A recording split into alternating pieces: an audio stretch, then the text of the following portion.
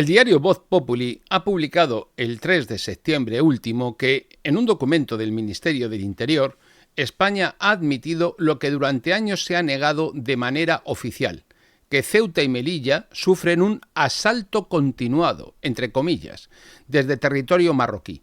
Este reconocimiento, plasmado en los pliegos para la contratación de servicios técnicos de supervisión y mantenimiento de las vallas fronterizas y de los puestos aduaneros de El Tarajal y Beni Ensar, supone un cambio cualitativo en la narrativa del propio Estado español. El texto, firmado bajo la dirección del ministro Fernando Grande Marlaska, detalla que la presión migratoria es constante y que los intentos de salto a los vallados perimetrales hacen imprescindible que las instalaciones permanezcan permanentemente operativas con vigilancia, asistencia técnica y reparación inmediata de daños. En palabras del propio documento, se trata de una presión continuada que obliga a disponer de informes técnicos regulares y de supervisión directa para solventar incidencias y posibilitar la toma de decisiones. El reconocimiento no es una cuestión menor. Durante años se ha presentado la frontera de Ceuta y Melilla como un perímetro seguro, reforzado, estable, capaz de contener los intentos de asaltos irregulares y, sin embargo, los sucesos de los últimos años, con especial dramatismo en el último intento de salto masivo a la valla de Melilla en junio de 2022, que dejó al menos 23 muertos que deberán pesar sobre la conciencia de este gobierno, si la tiene, pues pusieron en evidencia que la frontera está sometida a un nivel de presión que rebasa su capacidad operativa. El propio Ministerio admite ahora que el nivel de asaltos desborda las previsiones y exige un nivel de respuesta constante que se traduce en la necesidad de asistencia técnica para vigilar, reparar y mantener el perímetro. En la práctica, se reconoce que el Estado español, que España, no ha logrado garantizar de forma estable el control sobre su frontera física con Marruecos.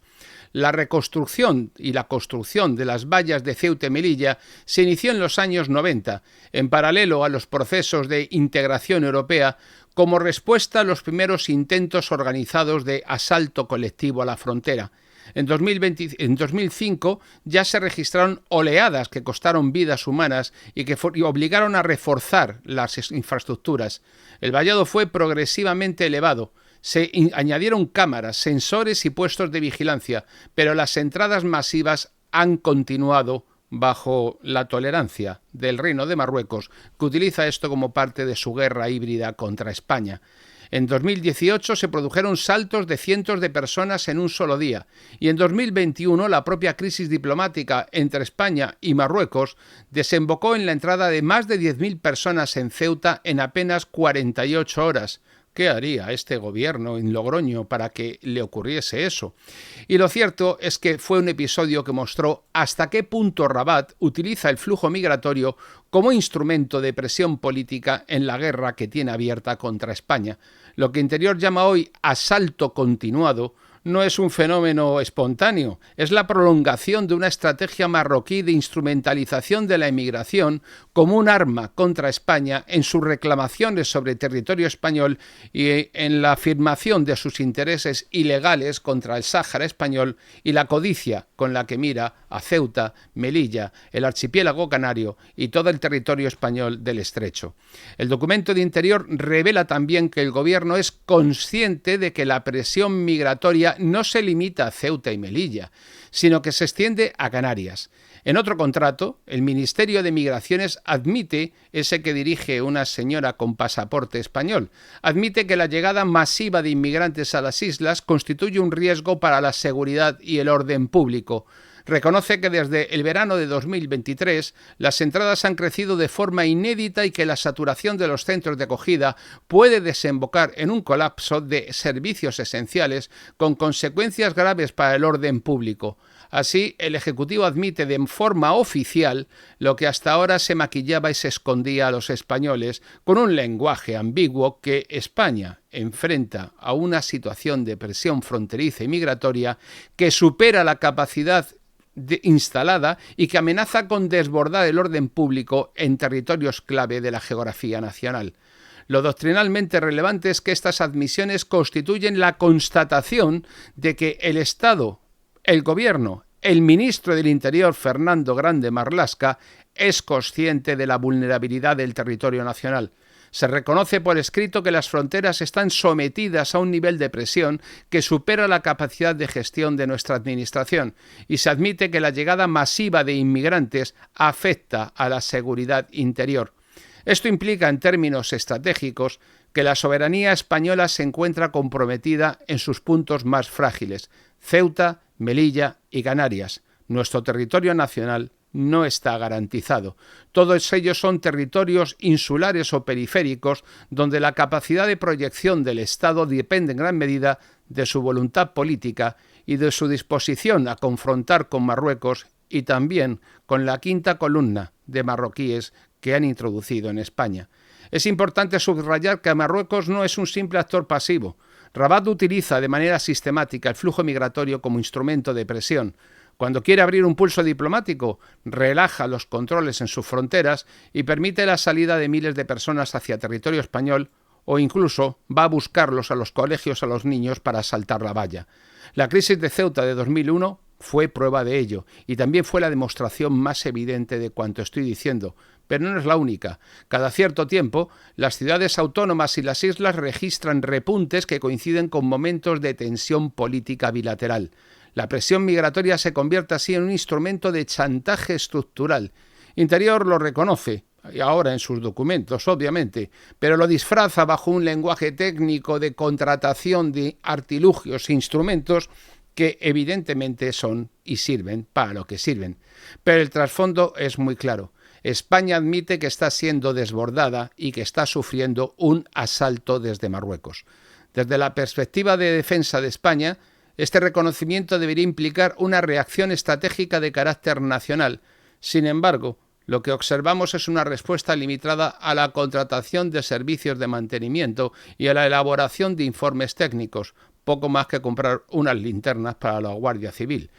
Ciertamente insuficiente. El Estado admite que se enfrenta a una presión continuada y que existe un riesgo real de alteración del orden público, pero no extrae las consecuencias políticas que esto debería tener. Esta situación es insostenible porque mientras la frontera dependa de la voluntad de Marruecos, no estará segura. El gobierno sigue en la lógica de externalizar el control migratorio a los países africanos, pagando con concesiones políticas, pagando con dinero, pagando con nuestro esfuerzo, pagando con nuestra dignidad y pagando con el orgullo y el prestigio nacional sus políticas diplomáticas y económicas en esa contención parcial de los flujos migratorios. El resultado es que España reconoce su debilidad y en este momento no parece que Marruecos esté por la labor de reforzar nuestra capacidad. Todo lo contrario, sigue reforzando su capacidad de chantaje. Doctrinalmente, esto confirma que Marruecos utiliza dos palancas de presión sobre España: la diáspora interior y su maravilloso plan de arabización y el flujo de las escuelas y el flujo migratorio exterior. La primera se activa a través de instituciones como la Fundación Hassan II, que denuncia supuestos actos hostiles contra los marroquíes residentes en España para proyectar influencia cultural y política. No dice nada de los ancianos apaleados ni tampoco de las mujeres violadas. Quizás deberían al menos condolerse por el daño causado. Y la segunda se activa a través de la frontera, liberando o conteniendo los flujos de migrantes en función de los intereses de Rabat. Ambas estrategias convergen en un mismo objetivo: mantener a España en una posición de debilidad y de dependencia que ahora veremos también aumentada con la futura dependencia energética de España respecto del tránsito por Marruecos del gas procedente del sur. El informe de Interior es especialmente revelador porque por primera vez admite de manera explícita que los asaltos continuados a las vallas de Ceuta y Melilla son un hecho estructural y que la llegada masiva a Canarias supone un riesgo real de alteración del orden público. Ya no se trata de interpretaciones de analistas o de denuncias de la oposición política. Es el propio Estado quien lo reconoce en sus pliegos administrativos de contratación. Y eso significa que España está oficialmente en un estado de contingencia en su frontera sur. ¿Cuándo va a ir el ministro y cuándo va a ir el presidente del gobierno y cuándo va a ir la ministra a dar explicaciones al Congreso? ¿Tienen pensado hacerlo? Y para el gobierno, obviamente, que no tiene pensado hacerlo, La salida realmente ha sido la de declarar la contingencia migratoria, también podrían llamarlo alarma inmigratoria, en Ceuta, Melilla y Canarias, con el fin de reubicar a miles y miles de menores no acompañados porque no quieren en otras comunidades y destinar fondos extraordinarios para sostener centros colapsados. Deberían volver todos a su país con sus padres o a que los tutelen las instituciones islámicas de Marruecos. Pero todo esto no resuelve el problema. El problema de fondo es que la frontera está bajo presión, una presión permanente, y que el Estado reconoce que no puede garantizar la integridad de la misma por sí mismo ni la seguridad en su territorio fronterizo. En términos de soberanía, esto equivale a reconocer que Marruecos tiene la capacidad de alterar el orden público en Ceuta, Melilla y Canarias según su voluntad.